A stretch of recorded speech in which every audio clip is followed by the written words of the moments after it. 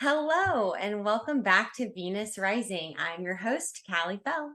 Today, I have the pleasure of speaking with Shulamit Ferber, a programmer and feminist activist from Tel Aviv, Israel. Shulamit studied interactive studies at Sapir College at Sderot, Israel. And after college, she started working for the feminist media outlet called Politically Correct. And she was writing about various issues, and in recent years decided to concentrate on the field of surrogacy and the fertility industry after seeing it boom in Israel. Apart from her day job, Shulamit is a talented cartoonist drawing comics titled Why Ruin Everything? Shulamit, thank you so much for taking the time out of your day to speak with us on Venus Rising. Hi.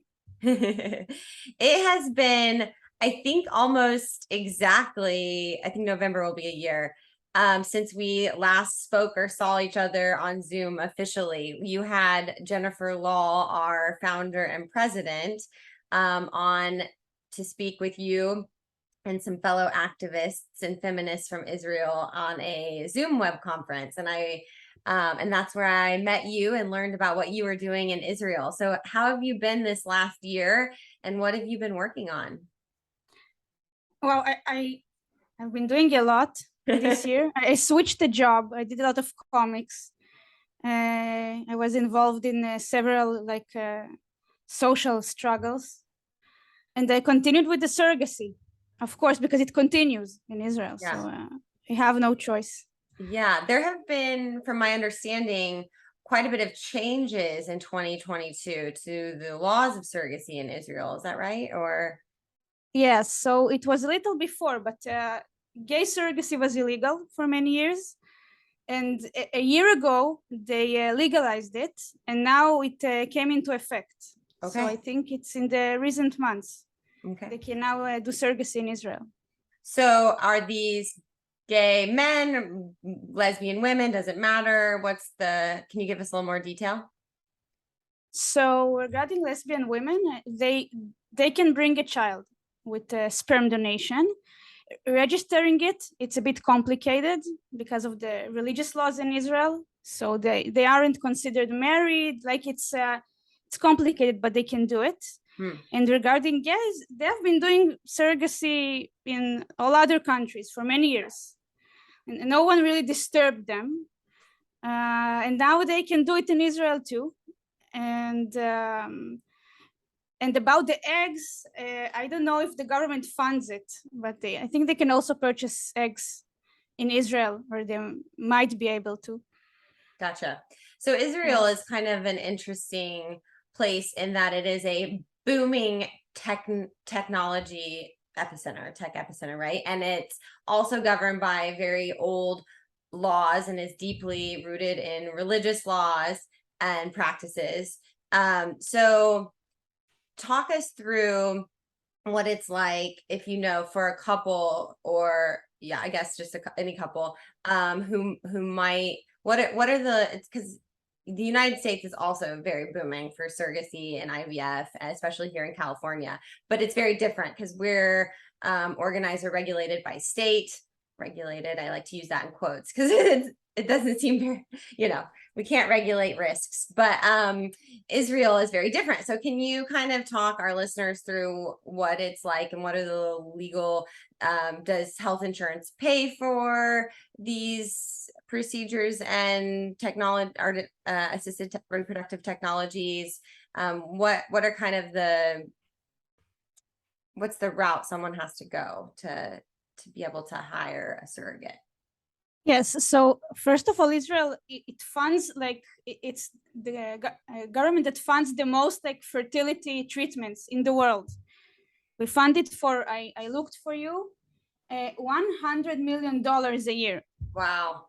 Yeah, even more, $150 million a year. And we found almost everything. We found IVF treatments, egg purchase for women that are above the age that they can give birth. Surrogacy, I think it's not funded, but it's fairly easy to do it. Like if you want to do it abroad, so you can travel, you have an agency here, that it's just like a contact agency. They contact like surrogacy agencies in US or Ukraine. Ukraine is very popular for Israeli couples.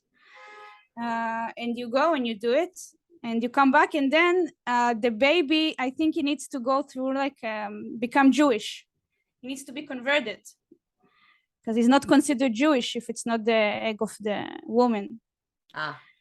Yeah, go through, be converted and go through adoption. But I want, there are many like different things, but I wouldn't say it's hard. Okay. It is expensive, right?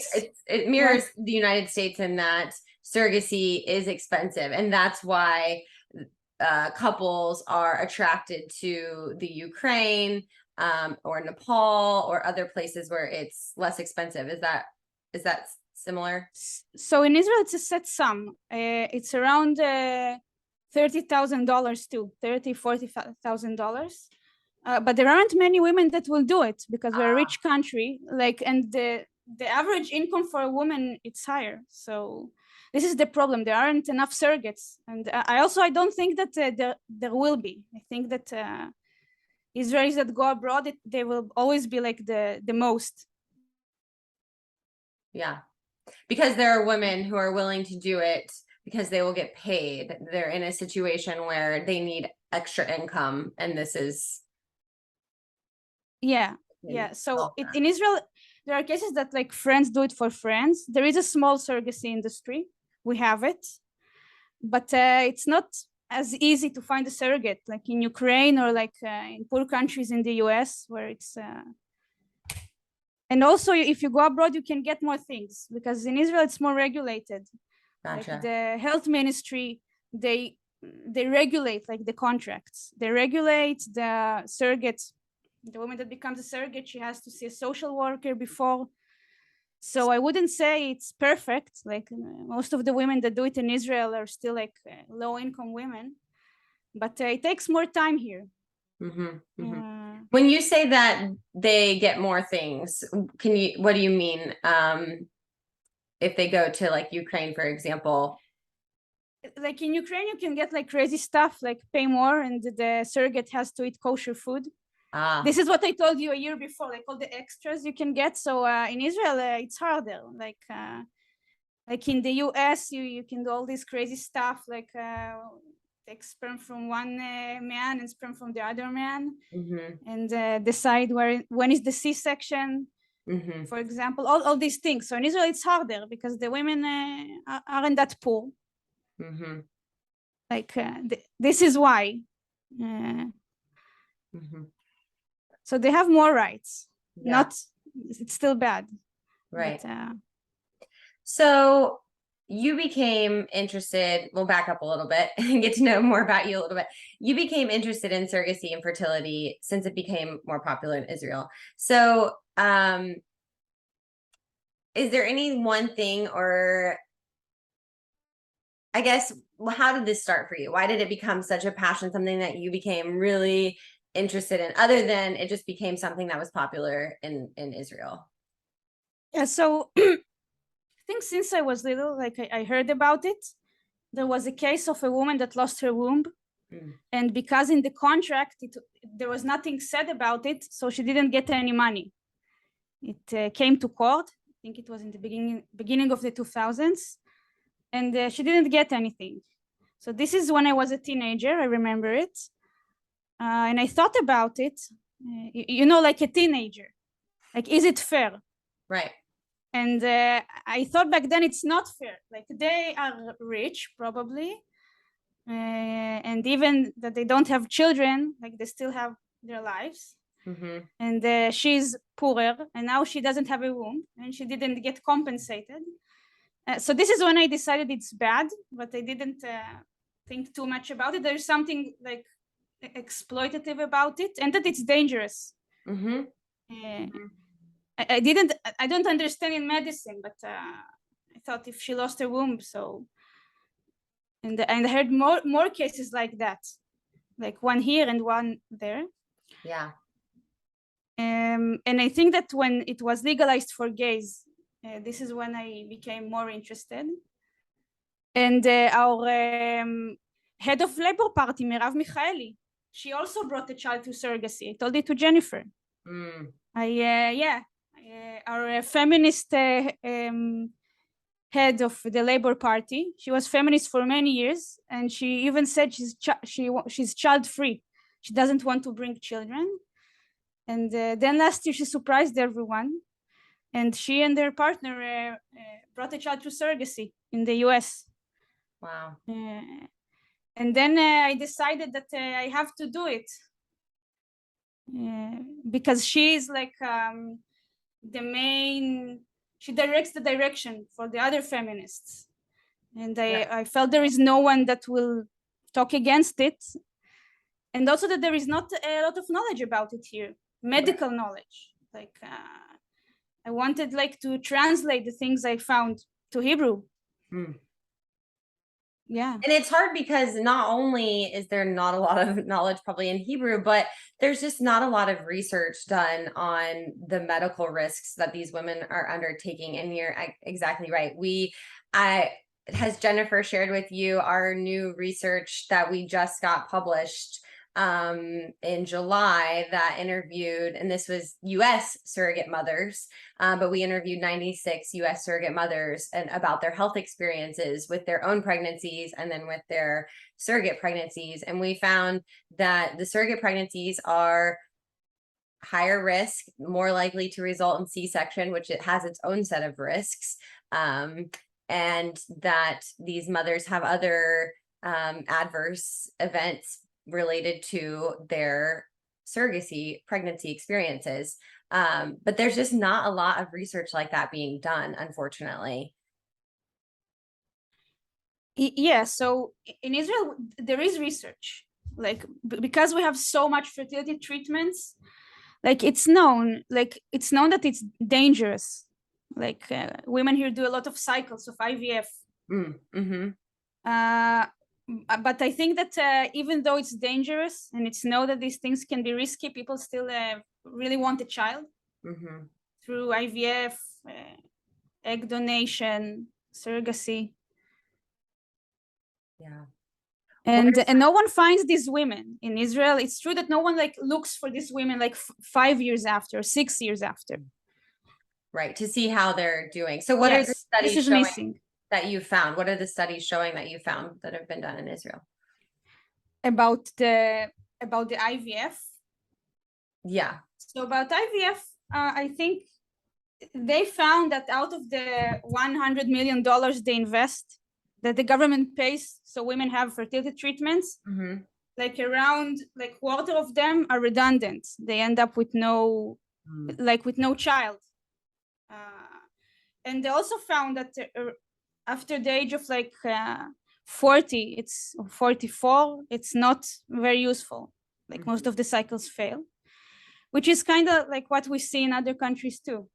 And about surrogacy, there were some researches, and most of the women are poor, and I think what is missing to me is like how they are psychologically. Like, are they depressed? Do they regret it? Do they still like think it was a good thing to do? So this I couldn't find. Yeah, we asked some of those questions in our study, and interestingly, women had higher rates of postpartum depression after their surrogate pregnancies than with their own biological spontaneous pregnancies, which is no surprise, right? These women are going home with empty arms. They have still all of the emotional changes their bodies are going through, and they have no baby at home with them. So we found that. We also asked them, it's interestingly, women who had really adverse outcomes, some of them still talked about it as if they would do it again, like that they were still happy that they were surrogate mothers. And I just think that is, as you said, an interesting psychological phenomena, if you will. Like, it's just really interesting. I don't know if it's the language that they're given or told, you're on a journey, you're on this beautiful journey, and they're providing life, and this language that they're given throughout their whole experience, if that helps to kind of shape how they view about it afterwards, I don't know, but I found it very interesting. And I had a gal on Venus Rising who was a surrogate mother, and she had to have a hysterectomy after her pregnancy with her last surrogacy, and she still talked about it as this beautiful thing still, and I still very giving of herself, which I found very interesting. I think it's I don't like, it's a podcast. This is the most extreme podcast there is, so I think I can say I think it's brainwash, some of it. Yeah, a little. They use there was a show in Israel now that they showed like an Israeli agency, and it's the same tactics that we saw, like showing pictures of babies and the same advertisements of help someone and make money and be a wonderful person. So I think in Israel we don't have like women that do it 3 times, but I did hear about women who did it 2 times. And I also spent a lot of time thinking about it. It really interested me. Yeah. Why are they so happy? Yeah, it is. It's really interesting. I would be interested to see in a follow-up study too, the kinds of women, at least in the United States, who become surrogate mothers. Are they professionally more likely to be in like servant type roles, or like, I don't want to say servant type roles, maybe that's a bad, but like I think of nursing, I'm a nurse as well. I think of that as like a type of a servant, I'm serving a medical community, I'm serving a patient population. And so I'm wondering if women who are surrogate mothers are in these like kind of, military wives are targeted, right? Because it's a service to help someone else. Their husbands are serving this country, and, and now they're able to help someone else. And so it'd be interesting to see the types of careers, if they have careers that these women have, if they have that kind of, if they work in I this see it like the agencies, they look for women that missing something in their lives, because they I spend a lot of time investigating the agencies, and they really like organize it for you. Like you have a group of women. I saw that in the United States they have t-shirts, like matching t-shirts. There is a transfer group, and you do all these things together. I saw there is like a transfer day. I don't know if they have it in Israel, that the group of women that started together, I guess, do the transfers together. And they have like the support groups, but it's not real support. Like it's support like the psychologist, the social worker, they're all from the agency. Right. They're not outside. They're very much part of, they have something to gain from it as well.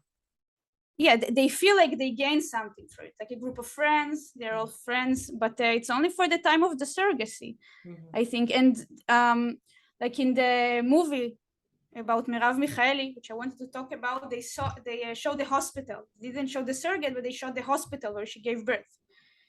And I guess she is not a very rich lady, but the hospital is like very expensive. So you're like, I think for women, like you get like an experience. It's an entire experience. You have a new friends, and you get like the best like medical treatment that maybe you wouldn't get with your own children. And there is a lot of photo shooting I saw in the agencies. I saw like success photos, like the surrogate and the babies and the couple. In Israel, we don't see them. We only see the couples when they return. We usually don't see the women. But I think this is my conclusion, that you get like attention, you get like to feel like needed for some time. And the groups, like the women that do it in the US for Israeli couples, they're most of the time alone. Like the couples visit them in the beginning sometimes. Like this is what is usually, like they go visit her, and then they can come only when the baby is born. So this is what I thought about, that they're probably very lonely, and they only have like the agency and this like group they make support them. I think this is also draws the women. I don't know if it's logical what I'm saying, but I really saw like a social side to it. Like they really make an experience for the women. Yeah. But it's damaging to their health and their mental health in the end, even if it looks great. Mm-hmm. We've talked a little bit about the difference, and we've talked about money and how it plays a factor in this. So oftentimes it's a rich couple, a rich family, or wealthy family who uses the services of a surrogate who is not as wealthy, or maybe in poverty, actually, especially maybe in Ukraine or Nepal. Can you talk a little bit about some celebrities, and maybe you can talk about the movie here that you wanted to bring up about that dynamic? And in Israel, do you see that same, like in the United States, Elton John, his kids came through surrogacy. We have tons of celebrities, politicians who are having kids this way, the Kardashians. So in Israel, is that the same? Yes. So in Israel, like it's a traditional country. Like it's common to have like a family and to have children, even if you're like not a religious person. And this is why surrogacy and all the other stuff are popular. And we also have the demographic war against the Arabs. Like this is something that we talk about, that the Jews bring this, I think it's 2.4 kids per family, and the Arabs bring like that. Yeah. There is a demographic war in Israel. Wow. So these two things combined, they make surrogacy very popular. Right. Because everyone has really to have children. valuable in Israel. Yeah. What? Family is it's cherished. It's valuable. I was reading. Yeah, it's valuable. Has the highest population. Yes. And also it's a small country. So it's common to visit your parents like every week, every 2 weeks, like to have a Shabbat dinner. We don't have a public transportation in the weekends. So if you don't have a family and you live like in a remote place, you're kind of alone in the weekends. And this is why like it's expected from everyone to have children, even if you're gay, for example, or can't have children. So regarding like celebrities, so all the gay celebrities bring children through surrogacy. Last time I showed you Asi Azar, and we have a few male gay politicians that also brought children through surrogacy. And it's also like every time a celebrity brings a child to surrogacy, they receive a movie, not only Merav Michaeli. The Asi Azar movie, they even met the egg donor. Like they did a group meeting.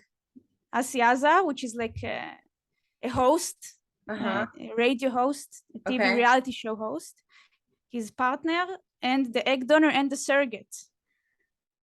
And it all like looks wonderful. There was a TV crew that came from Israel to photo shoot them. Wow.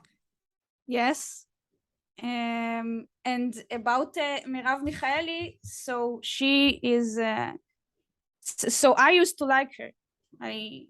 I don't know if I can show the picture. I don't know. I can post it after the podcast. So she used to be like the head of the Feminist party, and she was against having children. She was against surrogacy. She said it's like trading the female body in the past. Right. And she didn't want a child for many years. And then last year, during the corona, when you weren't like supposed to leave your house, she and her husband flew to the US unexpectedly. And then they came back and they declared that they brought a child with surrogacy. Wow. Yeah. And I can read you the post if you want. I will try to translate it. Yes, please. So she said that the first time that Lior told her that let's have a baby, she was sure she was a joke. But he managed to convince her to go on this journey with him. So she went on a journey with him. Like they say it in Hebrew, Masa, but it's funny because it's the language of the surrogacy agencies. So she said that she decided to go on this journey with him, and they met Kelsey, a wonderful American woman who wanted to help people in our situation and also support her wonderful family. So this is what she said. So the surrogate is a woman named Kelsey, which we don't see in the movie. Right. And she admits that she needed the money. She admits that she needed the money, but also really wanted to help people in their situation, which is people that just didn't want children for many years until they were too old. Right. Which when I was reading, from what I understood, I thought that, and maybe this is like the gray area because in the United States, we have these recommendations that aren't followed. But I thought in Israel, you couldn't use the services unless it was medically necessary. Like waiting was not a reason, or you know, following your career path first, getting married late wasn't a reason. So it seems like this is a gray area. So they did it in the US. No, in legally, Israel. Legally, they tried fertility treatments. Yes, I think they had to try, and she said she tried fertility treatments, and they didn't succeed. But she's 54.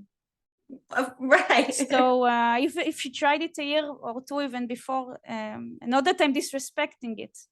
Right. But yeah, it's so it's not that hard, I guess. Okay. Still want to do it. So she did it, and her husband is a comedian. Okay. So while they were in the US waiting for the baby, he also decided to write a book. I'll show it to you. This is like the book. This is him and the baby. Okay. It's the guide for the starting Israeli. This is how it's called. And this is them with the baby. Like this is the Yes. Yes. So he said that because his son was born in the US, he writes a book. He wanted to write a book for him to tell him how it's like to be Israeli. So they brought the child through surrogacy, and then he also used it for the PR. The child was born in the US and now needs a book. Right. So they were accepted very nicely in Israel. Everyone was very happy that Merav Michaeli decided to become a mother, even though she was against children all these years. And yeah. So what has you most concerned as far as surrogacy and the fertility industry in Israel? We've talked about a lot of things, but what's most concerning to you? So I'm concerned about this, that there really, I think regarding medically, there are like people of medicine that can tell you that surrogacy is dangerous. And there is research done. There is like an Israeli like fertility research organization. Maybe it's similar to yours. I can send it to you later. And they do the researches and they can tell you it's dangerous. It's after this and that age, it doesn't really work. But I think what is missing is first the politicians. That the politicians in Israel they take a very mild approach against these things. The public wants surrogacy, wants like to purchase eggs. Wants everyone to have families, and if a politician takes it away from them or limits them, it will be unpopular. Right. So we don't really have politicians, not from the right and not from the left, and that are opposite. And the religious ones don't oppose it too, because they also, like a Haredi woman, a religious family, might also like need or want to use surrogacy. I see. So there is no one that will take a stand against it. And what is also missing is the feminist voice. Like the feminist, it's either like our Labour Party head, or they support the gays in this subject. Like don't want to go against the gays. You kind of led me into my next question. As a feminist, what are your concerns then with surrogacy in Israel beyond the medical dangers to women? And interestingly, as you're talking, I find myself thinking this is a country that really values family, really values children, really values bringing up a family, but it seems like they do it at the cost of women, right? Like the woman's role is to make this family or figure out, or use another woman in another country to make their family. And I just find that really interesting. But from a feminist perspective in Israel, what are your concerns beyond the medical risks to women? The concerns if surrogacy continues. Mm-hmm. Look, there are surrogates that claim to be feminists, Mm-hmm. that they were surrogates, but with all the other things, they will agree with me. So, like, I don't think that if surrogacy is legal, it means that strip clubs or prostitution will be legal or something else, or I don't think it's related to that. My concerns is there is, I will try to explain it in English. Before there was the feminist movement, who there was the children got rights before. Like first we decided that like children are people, that they have rights. Imagine that they don't need to work in coal mines and stuff like that. And then after that, women got rights. And I feel that regarding the rights of children, we're going back, that we have feminism, like women that are rich can buy a child and not like miss a day in their career. So this is feminist, okay? Mm-hmm. Like the word loses its meaning when you talk about surrogacy, I think. And all the other like donor conceived people, what you call donor conceived people. Like we have total feminism and equality. A man can purchase a child and a woman can purchase a child. And the woman, I also saw women that can't have their own children and they're single, so they purchase an egg and the womb and the sperm. There are cases like that in Israel. Why? It's not theirs, but they can decide at least, like choose. So I often think about the rights of the child. It seems like we're going backwards there too, right? Like, so in that case, this child has so many, I would be so confused as far as who am I? Why am I here? I have an egg donor. I have a sperm donor. I came from this womb, but this girl is my mother. Like, I think that we're losing the rights of a child as well. Like we're kind of going backwards. Not only are the rights of women, because as you said earlier, you can pay for things. So if the money is enough, a woman will eat a certain way. In India, they have, before they had surrogate mothers all living, they had to live in a dorm type setting, they couldn't get out of bed. They had to listen to certain types of music.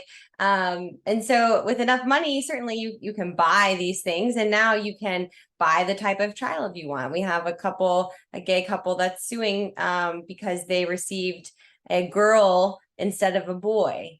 And so I think that we're going backwards on both fronts, women's rights and children's rights.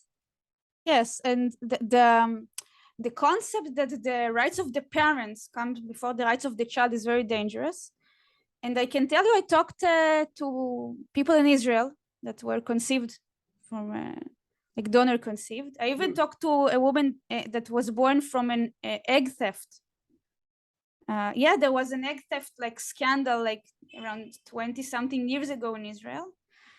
What happened? It's an interesting story. I brought a lot of crazy stories for you. They convinced women that went through fertility treatments to give some of their eggs and receive the treatments for free. Sure. Okay. And they also increased the hormones they gave them and took more eggs. So I talked to several like people that were born from this or from other like donation, and some of them feel adopted. They feel adopted or half adopted. So it's a real trauma. It's a real trauma to children. And it's in Israel, you're not allowed to talk about it, like because it's so popular, the surrogacy and the egg donation and the sperm donation. So we're supposed to accept this, that these children, like it's just the donor, You're not supposed to talk about it. And it's not true, because I talk to many young people and they do like question. You know that they question because it's the same like everywhere. They question and they go to these websites and they want to open the files. So I think that it's just not fair to disregard it only because people want children. Do donor conceived children, since we kind of went down this pathway, do they have access to medical records? Is sperm donation truly anonymous, or do they have access to these records? This is kind of law that's changing around the globe now that we have donor conceived people who are growing up and are demanding these rights. What's it like in Israel? So they don't have access. They don't have access, and yeah, it's like the rights of the parents before, because they don't want like another person to be involved. It's the rights of the donor. He only wanted the money, he didn't want anyone to go after him. Right. So who are you to now say, let's open the files and let the child find him? So it's like the rights of the adults. They signed up for something, and yeah. Another technology that's really taken off here, at least in California, I'm sure it has in Israel, but I'd like to talk to you about it, is what they call fertility preservation or egg freezing, where agencies kind of target young women who might be working on their career or going to college, not really interested in finding the right person yet, so they can bank their eggs for later use when they're older and ready to settle down. Is that something that you've seen kind of taking off in Israel as well? Yeah. It's very, very, very, very popular. And, because a lot of high tech here, and women work in the high tech. And they're high tech. I don't know. I think there are high tech companies in Israel that fund it. Okay. And many women do it, and also celebrities. We also had a movie about a celebrity. I don't remember her name now. She's some kind of a model, and she decided to freeze her eggs, and they did a whole movie about her journey to freeze her eggs. And also what is interesting, so it's popular here, and many women do it. Many of my friends did it. And it's not easy. Like I saw from them that it's a few weeks, it's a lot of hormones. Some of them couldn't walk. And also I noticed that it changed from egg freezing to fertility preservation. Like they changed the language. We don't know how much is preserved here. And they changed it in Hebrew too. It's like, it's being remarketed now. It's not egg freezing anymore in Hebrew. They also found like a nicer definition. Right. But like you said, there's no real concrete data on what's being preserved. They're taking a large number of eggs from women using hormones that we know can be harmful and are harmful in egg donors. Women who've donated their eggs multiple times are now having issues with cancer and other medical conditions. So yeah, what are we preserving, and what are we doing? So you said you had a lot of stories to share. Do you have any more interesting stories that you'd like to anecdotally share with us? Any more? Because these are things we can't find very readily. I brought what? These are things we can't find very readily, online. Or it's interesting. The press does cover celebrity stories of this, and like you said, oftentimes the surrogate woman is nowhere to be seen, or like her head is chopped off. We just see like a growing belly and like two dads beside her, or but people need to hear these personal stories as well. So regarding celebrities, so there are two things I wrote about. One is regarding Ukraine, which is also very popular for Israel. So during now, like the war, a lot of babies were stuck, Israeli babies in Ukraine. And the best story is a couple that their child was stuck. And another celebrity, a model, Natalie Dadon, went to Ukraine to help them fetch the baby. And then they posted a story, and they wrote, there is one woman that 2 weeks risks her lives suffers from cold, and no one knows what she eats there every day. And they thank her, and they named the baby after this woman. And who is this woman? Not the surrogate, this model, Nathalie Dadon. So they named their child after the model that helped them fetch the baby from Ukraine. Wow. Yeah. Nothing about And the woman that carried her in a war-torn country. what? Nothing about the woman who carried the baby in a war-torn country. No, she wasn't even mentioned. I think it was said that she left with her family after the baby was born, like because it's war. Right. And the second one that is funny that I wanted to bring to you, we have a show in Israel called The Race to the Million. Okay. Which like it's couples. They do like tasks, and one gets like 1,000,000 shekels. And there were two gay brothers there. Okay. And they asked them, if you win the 1,000,000 shekels, what will you do? And they said, we purchase a baby. It's expensive. If we get them, we purchase a baby. So we need to laugh, Kali. We can't. Right. If we don't laugh, we'll get so depressed that we won't be able to do our work.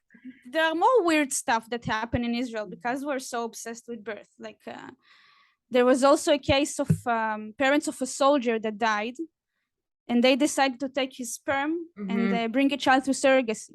Don't know if it happens in the US. Yeah, it's happening more often, post-mortem donation, which has its own ethical quandaries. It's happening. And again, like I just think about the baby and what. Yes. So we have all these things. We have any kind of combination you want. Do you know any information on I think it was earlier this year, there were former surrogates who were being sued Yeah, tell us more about that. I was having a hard time finding any information on that.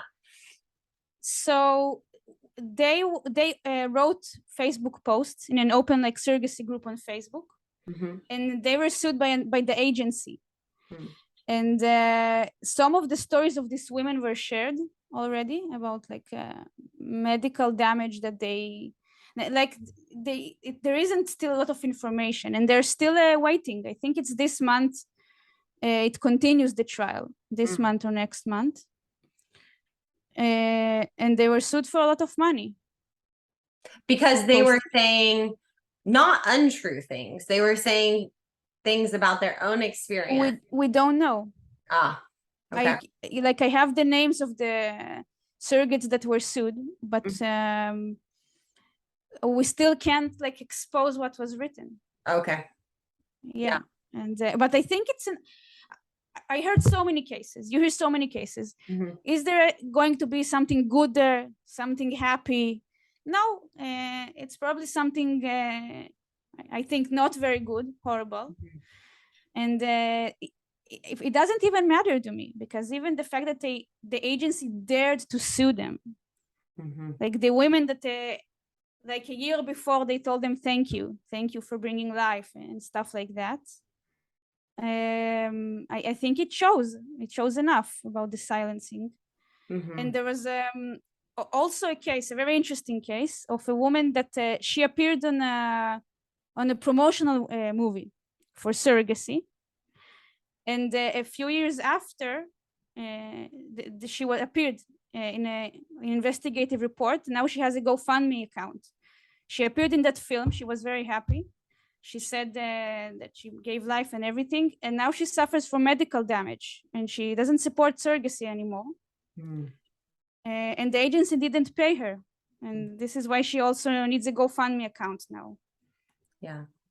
So we have it too here, and I don't think she's being sued, but it's also something that recently happened. Right, but now she has probably a chronic medical condition that she doesn't have funds to pay for or take care of. Yeah. We have had quite a few women lose their lives through surrogacy. Have you had any experience with that, Shulamit? So there is one woman who committed suicide. That her story was published, and I guess there are more. I guess there isn't a lot of tracking about it in Israel too. Now, like I know, there are like 6 surrogates that are being sued. From time to time, I hear like another story here, another story there. Where are all the rest? We don't know what happened to them. Right. Yes. I feel like journalism needs to be covering these stories as well, and where they're really failing. They're only covering, infertility always starts with a heartbreaking story, and then in comes big fertility, as I call it, to romanticize it and to make having a baby, romanticize the whole IVF surrogacy. And then we tell about the success story and how amazing it is, but we're not hearing the other side of the dangers, the harms psychologically to men or to women and to children. It's very heavily marketed in Israel. Like I did a small I looked around, and almost every newspaper I found has commercials by surrogacy agencies. Right? They don't put it on TV because like people don't need it all the time. But when people like search for surrogacy, like almost every newspaper has has commercials for surrogacy agencies. And it's also easy because if there is a change in the law, like you can do two things. You can either like bring an expert, or these agencies, they make all these like kind of medical articles. Like a lot of them, like medical legal stuff I found about surrogacy is by the agencies themselves. Right. Yeah. Which is a huge conflict of interest. Yeah, when you Google, commercial surrogacy laws in Israel, it leads you always back to agencies, and they speak about it in such glowing light. And so when a woman, maybe an uneducated woman, maybe she is educated, but she, oh, maybe I'll be a surrogate. That would be great. Extra income, help family. This sounds wonderful. I'm going to Google it. The only things she reads are things from the agency, nothing that's actually a third party information that would be correct. But in Israel, it's in the newspapers themselves. All our large newspapers have like marketed content. Sometimes it's written small on the top, marketed content, because you have like to warn, but no one sees it. So the newspapers, the same newspapers that cover the demonstrations, also have commercials of surrogacy agencies. Really, like almost everyone I found, even religious newspapers. I think maybe there is only one that didn't have these commercials. So this is hard because we don't have the money to compete. And it's also when there is a movie about like surrogacy or things like that. So, it's easy. The agency, they give you a hotel room, they make a tour, like it's visible that these movies like were made, are guided, let's say, by the agency. They don't like, they go where like they tell them to go. They usually don't see the surroundings. If it's a poor area, you don't see it. You will see like the hotel and how they meet the, all marketed stuff. So it's easy. It's easy for the newspapers and the TV channels when they want an item about surrogacy. Just go to the agency. Who's the latest celebrity who purchased the baby through you? And they have lists in the surrogacy agencies. I found a list of all the celebrities that passed there. So it's hard to compete with that. What do you think the solution is? The solution, if I was brave, I would start to call them out one after the other. So they would stop publishing these agencies. You are brave, first of all. So yeah, I'm brave, but it will also take time. I think that when we see this kind of content, we need to ask. Like in this movie, about Michaeli. Like they didn't. Last time we saw like the ads to find women in the US, like with the money and everything. So it's not that hard to find it online. They just don't put it in the movies. Right. It's not hard to take it. Like we need to criticize it more, to ask, why didn't you go to interview the woman? Why do you even accept it that these celebrities say film only us, and you say it's okay? It's not. I don't think it's okay to make a movie that shows like just a celebrity couple. Yeah. What do you think the bigger solution is as far as surrogacy in your country and third-party reproduction in Israel? I think we need to expose the damage more, and I think first people need like to hear how the industry expanded. People need to understand it's not what they're imagining in their heads, like an infertile couple that tried for many years, and here is a woman that wants to help. And I think that we need to hear like the children that were born from it. Like it exists in the United States for like 30 years, I think. And in Israel, 20 years. I don't know a lot of people that were born through surrogacy that are like open about it, like on my Facebook.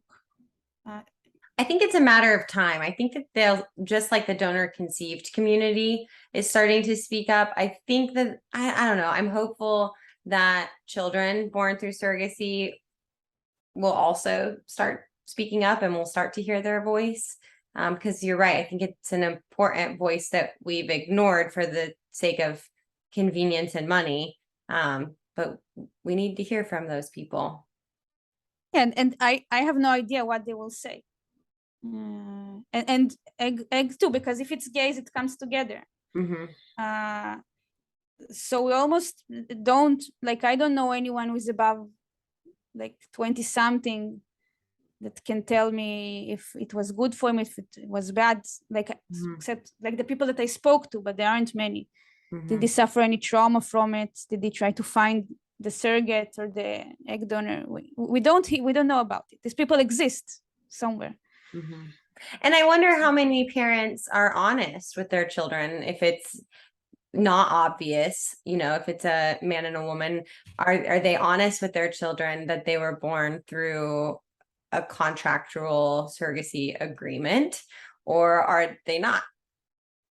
They're not honest about egg purchase and sperm too. Right. Not always honest about it, and about surrogacy.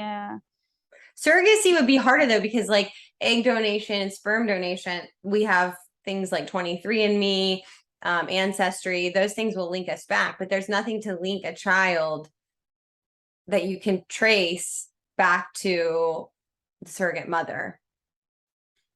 Yeah, but it's like being, I don't know, but I guess it's like being adopted, like the friends of your parents. Someone think it's how yes, how people learn that they're adopted many times. Yes. Yeah. And psychologically, I wonder, because there's something narcissistic about it.